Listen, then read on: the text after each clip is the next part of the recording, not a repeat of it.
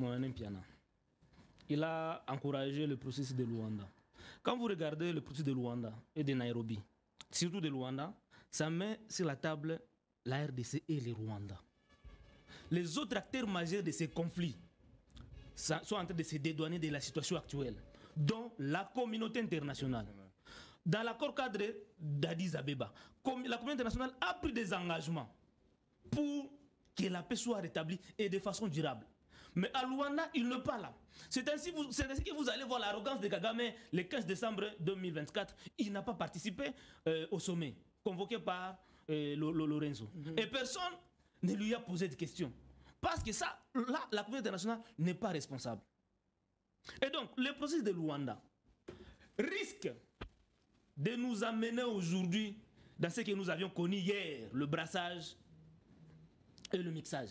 Ce qu'aucun Congolais ne souhaite aujourd'hui d'avoir. Dans le processus de Luanda, on ne peut pas appeler, n'est-ce pas, tous les présidents de la CIRGL se mettent pour trouver solution à notre problème. Parce que le conflit du Congo aujourd'hui affecte toute la région des Grands Lacs. À Luanda, on ne peut pas appeler le président de toute la région des Grands Lacs, tous nos voisins. Impossible. Mais avec l'accord d'Addis Abeba, tous ces pays-là étaient signataires. On peut les appeler dans un sommet dans ce cadre-là. C'est comme ça qu'il faut réfléchir dans ces problèmes ici. La communauté internationale, Mukwege a appelé la communauté internationale de prendre des sanctions vraies. C'était dans le cadre de l'accord d'Addis Abeba parce que la communauté internationale s'était portée garant.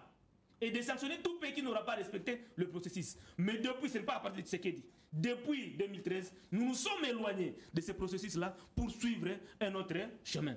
Et ils sont là les acteurs qui maîtrisent bien le processus d'Addis Abeba.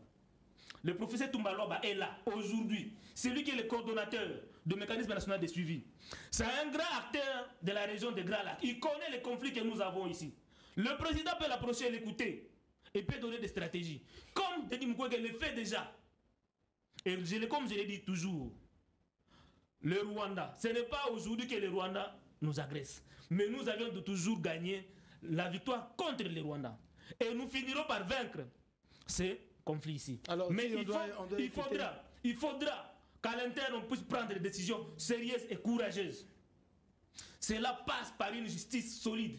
Un exemple simple, le Rwanda nous agresse aujourd'hui. Mais si le Rwanda a fini par avoir l'inquiétude et que Kagame puisse asseoir son pouvoir, c'est parce qu'à un moment donné, le tribunal pénal international pour le Rwanda a été établi. Et tous ceux qui ont participé au génocide sont condamnés à perpétuité. Où c'est?